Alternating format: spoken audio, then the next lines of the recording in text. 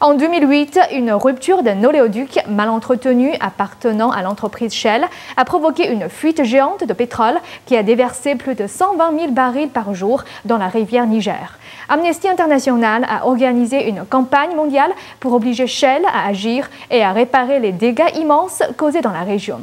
Un reportage de notre correspondant à Prague.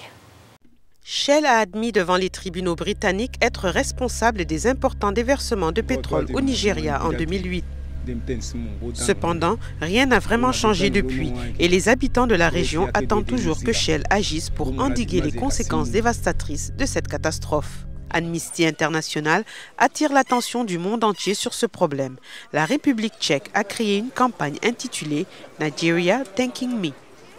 Des roses enduites de pétrole, symbolisant des plantes rares en voie de disparition du delta du fleuve Niger, sont distribuées au public.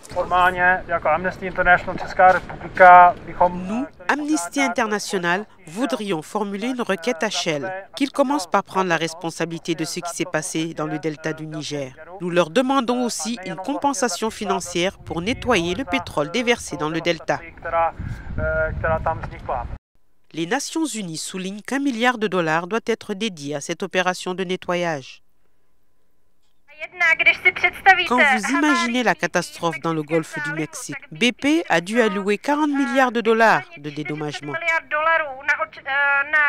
Lenka Petronova ajoute que ce milliard de dollars nécessaire équivaut à une seule semaine de profit pour Shell. Les entreprises devraient avoir les mêmes standards de protection de l'environnement et les mêmes standards en ce qui concerne la main-d'œuvre. Ils ne devraient pas abuser des pays en voie de développement juste parce qu'ils n'ont pas établi de législation ou parce qu'il n'y a pas suffisamment de pression du public pour faire respecter ces standards.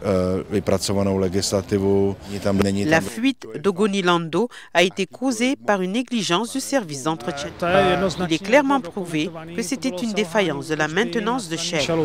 69 000 personnes vivent dans cette région affectée.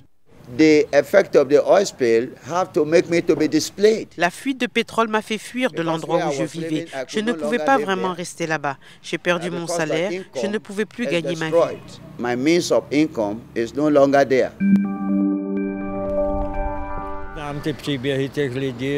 Je connais les histoires de personnes affectées et personne ne peut comprendre ou imaginer ce qui se passe là-bas parce que les vapeurs de pétrole sont hautement cancérigènes. On pourrait voir les naissances d'enfants handicapés.